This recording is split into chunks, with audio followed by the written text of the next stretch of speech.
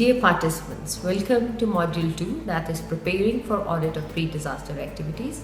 My name is Rahil Hassan and I work for SAI Pakistan.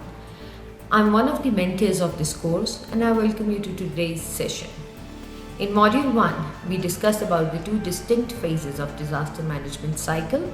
The first phase deals with prevention and mitigation of disasters, or in other words, reducing risks.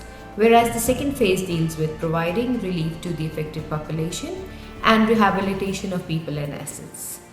This module aims to develop an understanding of the first phase, that is pre-disaster activities, and provides the participants with a framework to conduct the performance audit of the same.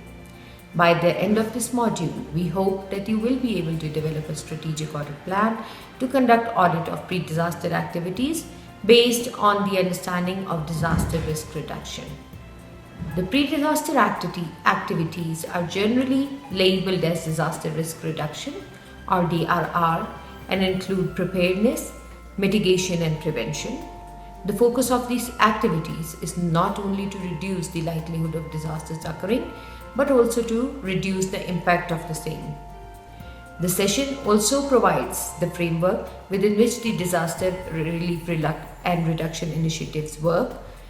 However, there are many challenges that the SI may face while auditing the same, which the auditor needs to be aware of. As a prerequisite to actual audit, the SAI or the auditor needs to develop a strategic audit plan based on all the available information about the environment. At the end of this session, an exercise has been provided which will help you to develop a strategic audit plan for this audit of pre-disaster activities or DRR.